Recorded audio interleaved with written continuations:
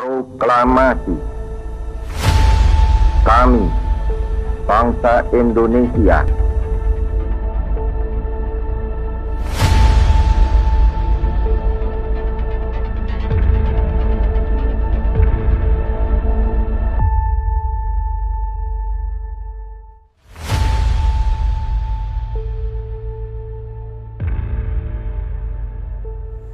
Salam Indonesia.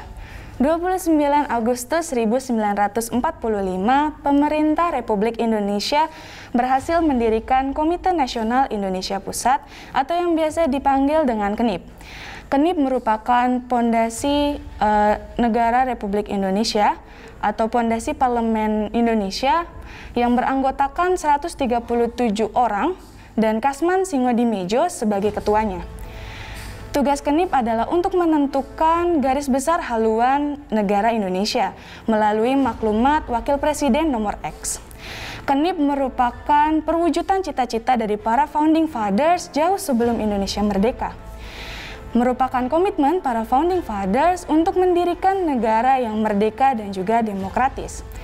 Sekarang sudah bersama kita Bang Niko Tasiam, biasa dipanggil Bang Niko. Apa kabar Bang Niko? Baik, luar biasa. Alhamdulillah, sehat selalu. Sehat pastinya. Oke, Bang Niko ini merupakan ahli sejarah yang saat ini aktif dalam Asosiasi Guru Sejarah Indonesia DKI Jakarta. Ya, tentunya peran KNIP sungguh besar dalam sejarah Indonesia. Sebagai lembaga yang tadinya hanya penasehat presiden, tapi menjadi lembaga legislatif di negeri kita. Pada awalnya memang ada hambatan-hambatan, tapi setelah itu KNIP bisa berfungsi dengan baik. Salah satunya misalnya dia juga menyatakan kritiknya pada pemerintah Inggris ya waktu itu yang melakukan serangan yang sangat agresif di kota Surabaya dalam peristiwa 10 November. Terusnya juga KNIP tidak hanya terkait dengan demokrasi dan politik, tapi juga KNIP memikirkan bagaimana ekonomi ini bisa berjalan dan juga pemerintah bisa berjalan. Waktu itu ada usulan yang disetujui oleh Badan Pekerja KNIP, antara lain adalah pinjaman nasional. Jadi ini pinjaman nasional menarik sekali. Masyarakat diajak gotong royong untuk membangun bangsa ini, mendukung pemerintah yang sedang berjuang dalam revolusi kemerdekaan. Tanpa diduga, ternyata masyarakat itu antusias sekali untuk membangun perjuangan kita ya bersama-sama dengan mengikuti program pinjaman nasional ini.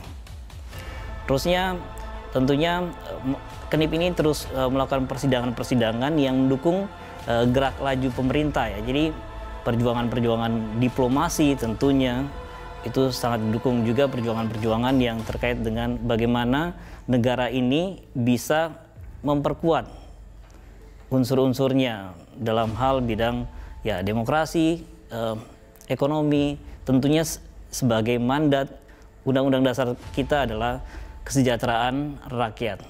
Demikian. Nah, kalau gitu keputusan-keputusan apa sih yang sudah ditetapkan oleh KNIP nih, Bang Niko?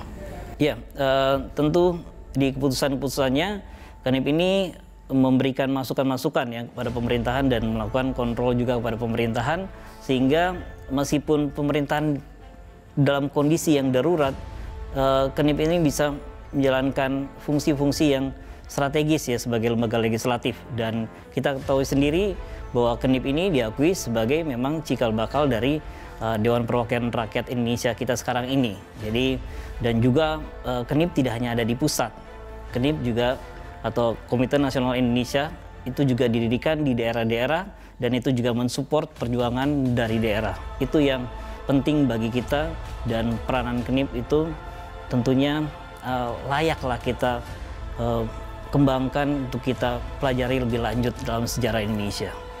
Menarik banget ya Bang Niko untuk penjelasannya mengenai KNIP ya.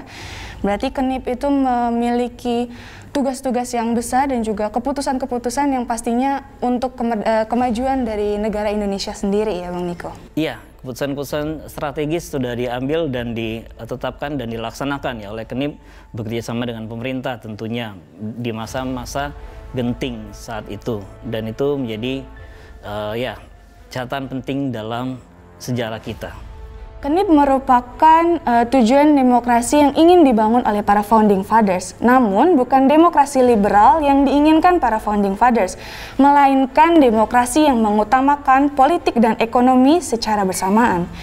Tujuan para founding fathers adalah untuk mensejahterakan rakyat melalui peran rakyat. Saksikan jejak sejarah episode selanjutnya.